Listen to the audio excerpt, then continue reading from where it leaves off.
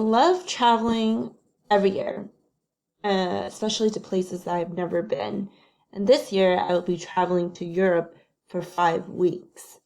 So I created an Excel model to help me narrow down a list of countries and cities that I want to visit this year based on a mix of different travel metrics that I like to look at, such as cost of living, different social indicators such as personal safety, environmental quality, looking at local versus non-residential tourist trends, and definitely considering populated top cities as well as places to visit, especially from my favorite travel book called 1,000 Places to Visit Before You Die.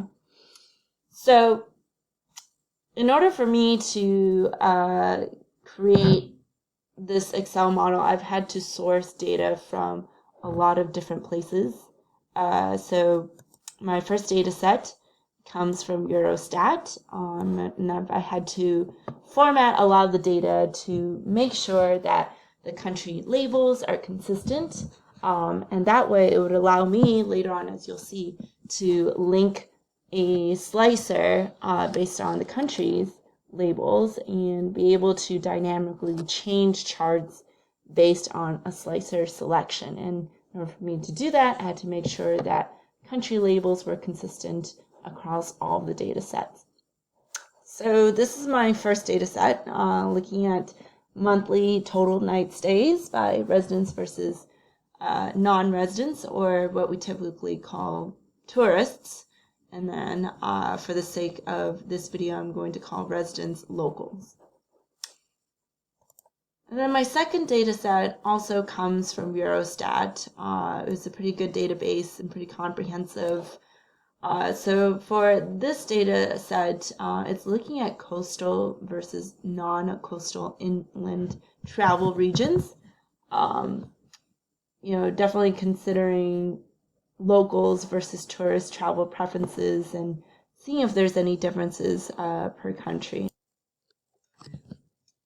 This third data set is from Social Progress Imperative, where we rank countries based on different social indicators such as opportunity, nutrition, basic medical care, water and sanitation.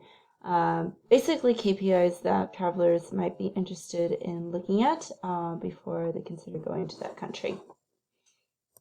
The fourth data set is based on Numbeo dataset, which is an open source database of locals who contribute to the database and mark down how much different things cost. So this provides you a good overview of cost of living for each of the countries, and definitely something to consider if I'm within a certain budget for traveling. The fifth data set is sourced from a book called 1,000 Places to Visit Before You Die, one of my favorite travel books. And it's for each country where it's available, and some of the countries are not part of this list. The sixth data set is from United Nations, showing top countries by population. So in order for me to create this dashboard, I sourced from 6 different data sets. This dashboard is made up of pivot charts, 2 Bing maps that are connected to 2 pivot tables, and obviously the slicer here. And based on the country selection, the maps change and the charts change to correspond to, for example, Austria. And for example, like Italy here, you can see, top cities by population, local versus non-residential travel, places to visit, as well as, top cities by population.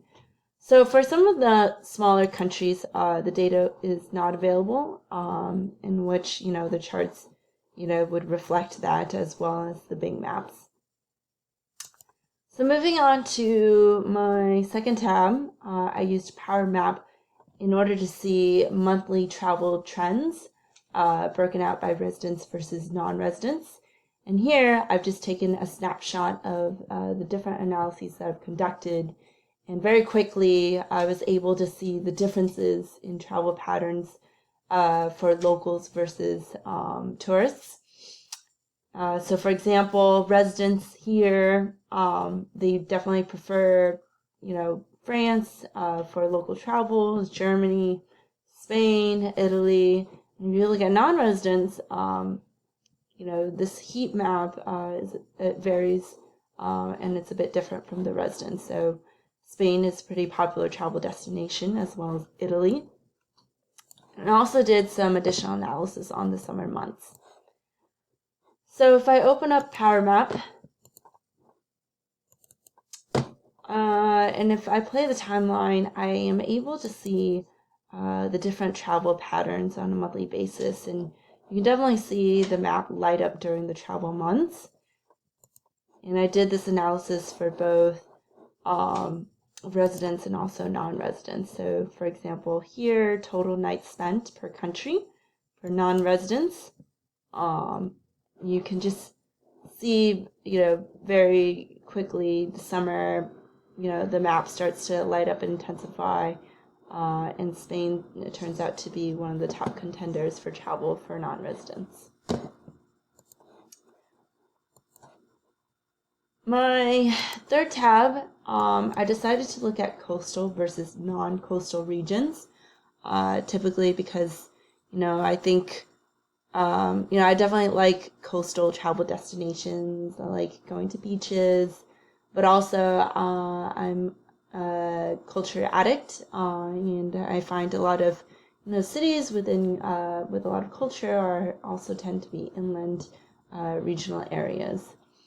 And this pivot table is linked to these slicers, so you can see, per year, what are the differences in travel between non-residents and residents. And these are based on nights spent for each of the regions.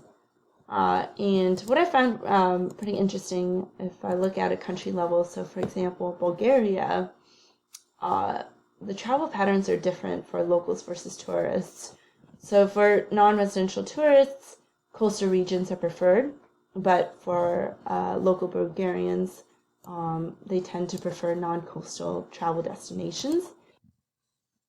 This may be due to overcrowding of tourists in the coastal regions of Bulgaria. And for me personally, that's also a turnoff when I consider travel destinations. I try to pick places where there's not a significant overcrowding of tourists. So if I look at all of the countries, I used conditional formatting to highlight, some of the contrasts for a percentage composition of coastal versus non-coastal travel. And this helps, the graph kind of stand out. And if I see any major differences between non-residential versus local travel, that may pinpoint some destinations that are either highly overrated or highly underrated. So, in a nutshell, used a lot of pivot charts, conditional formatting, slicers, and also in the back end, making sure that my data models link correctly to each country, which allows dynamic selection for each of the countries and more of a harmonious dashboard. And as a result of this project, I was able to narrow down a list of countries that I want to visit this year. Thank you.